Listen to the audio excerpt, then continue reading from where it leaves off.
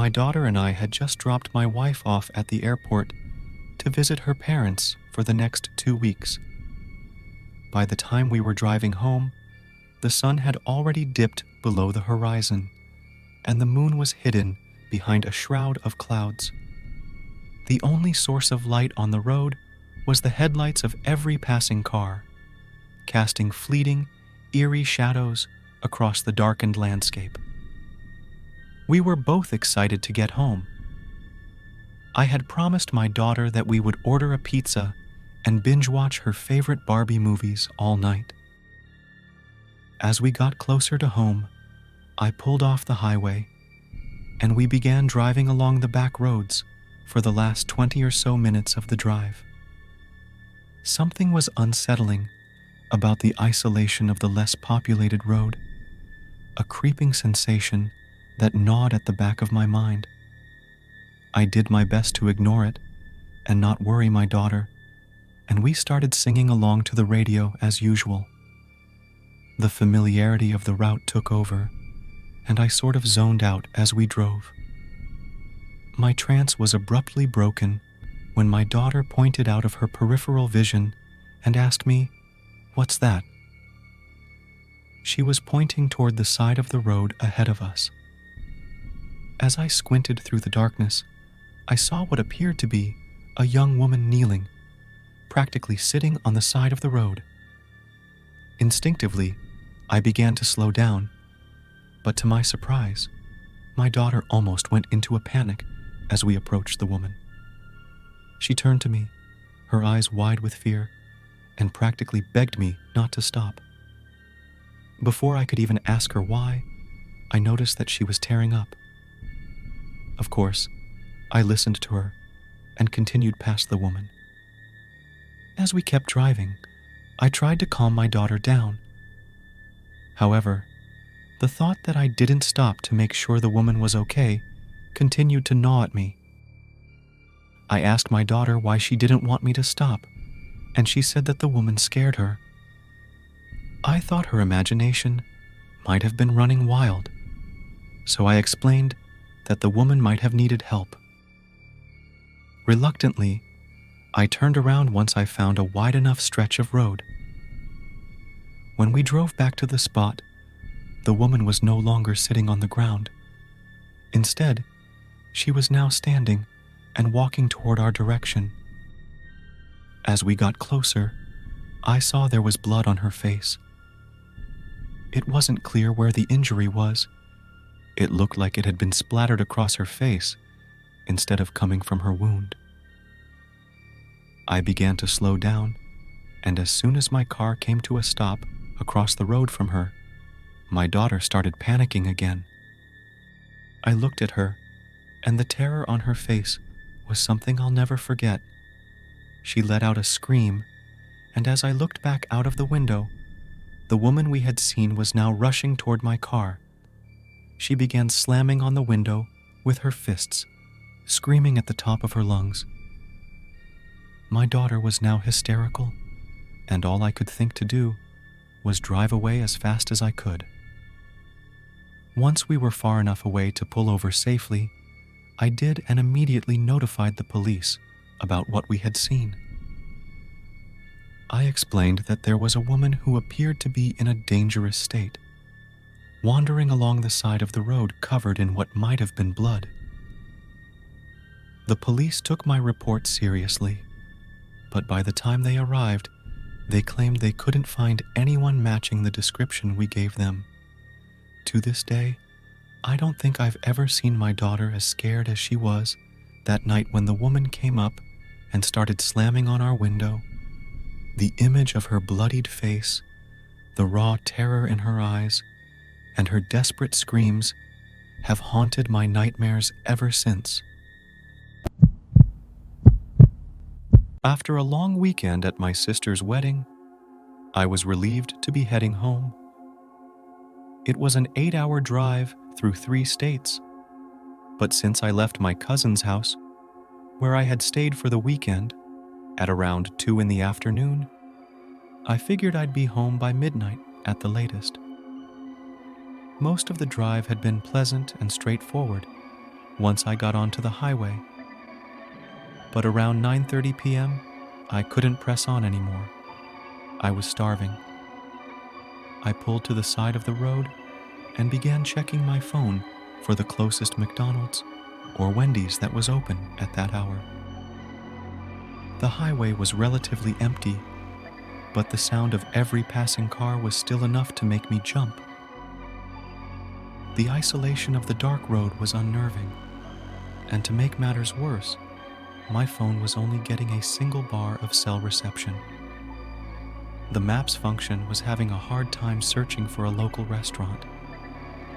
As multiple big rig trucks passed by, their gusts of wind shaking my car, I did my best to stay calm. Finally, my phone loaded a page of restaurants. I selected the closest McDonald's and got ready to pull back onto the highway. However, as soon as I hit my blinker, I noticed a car coming up from behind me began to slow down and pull off to the side of the road. As the car approached mine, I figured someone thought I might need help and was coming to offer a hand. But when the blue and red lights turned on, I realized it was a police officer. I immediately rolled down my window, turned my car off, and removed the keys from the ignition.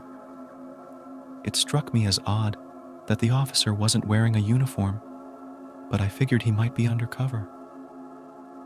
As he approached my window, I greeted him respectfully and asked how his night was going. Right away, he asked if I knew why he pulled me over, which was confusing because I had already been stopped.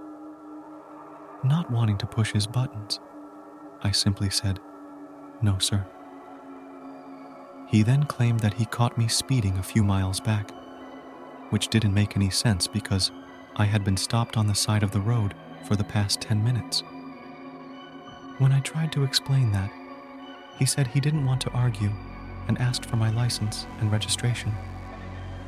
I felt uneasy about the interaction, but handed over the documentation. "Sit tight, I'll be right back," he said as he walked back to his car. To my surprise, he was in his car for less than a minute before rushing back toward me. He grabbed the door handle and pulled it open, ordering me to step out of the car. I noticed his hand was now placed on his hip, holding his gun. I complied, stepped out of my car, and asked what the problem was. He then informed me that I had a warrant for my arrest in some county in Arkansas. That didn't make sense because I had never visited Arkansas. When I tried to explain that it must be a mistake and asked to speak to his superior, he didn't like my questioning. He immediately grabbed my wrist and threw me up against the side of my car.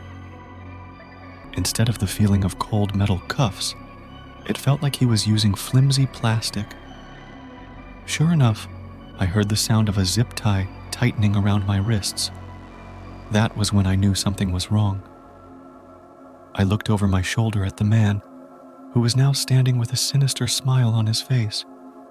"You're not a police officer, are you?" I asked. The smile fell from his face, but he didn't utter a word. He began to pull me toward his vehicle, trying to force me into the back seat. I resisted, feeling a growing sense of dread. He responded by placing his hand on his hip again, this time verbally threatening to shoot me.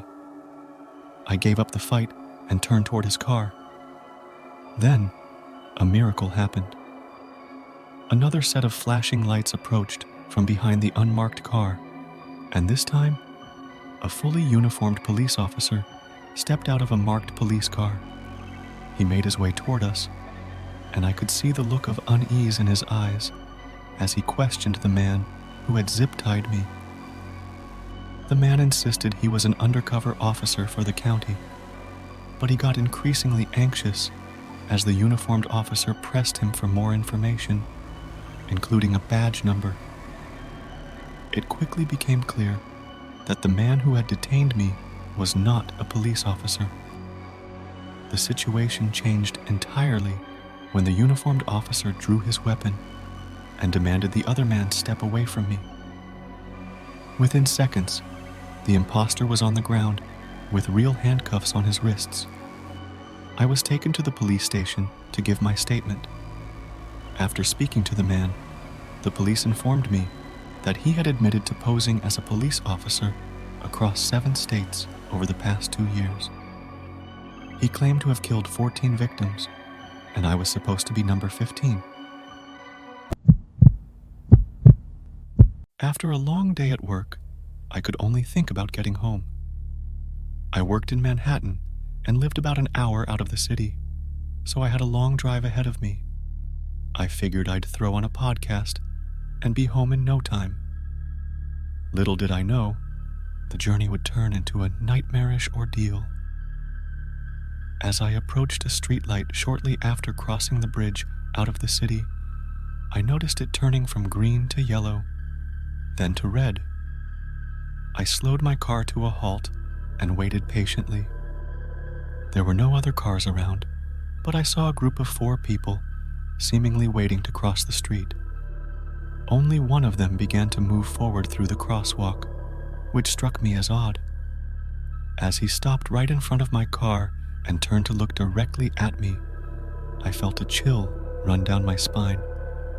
The man stood in front of my car, raising his hand to point. I couldn't tell if he was pointing at me or behind me. I glanced to my left and right out of confusion, and that was when I noticed one of the men from the group walking toward the passenger side of my car. My first reaction was to put the car in reverse, but as I looked in my rearview mirror, I saw another man had positioned himself directly behind my car. Panic set in. I didn't know what to do. The man who had been walking toward the passenger side was now at the door, trying to pull it open.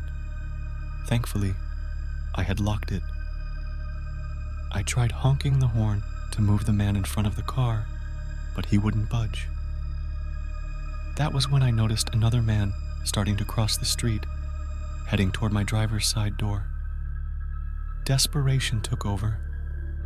I put my car into drive and slowly moved forward, hoping to force the men out of the way. The man in front of the car put his hands on the hood, trying to stop me, but I pressed harder on the gas pedal. As the 2 men in front of my car were pushed aside, I sped out of there, my heart pounding in my chest. As I got farther away, I called the police to report the incident. They took my report seriously, but assured me there was nothing they could do unless the men were caught in the act. The encounter left me shaken, and I kept checking my mirrors all the way home, afraid they might be following me. When I finally arrived home, I couldn't shake the feeling of being watched.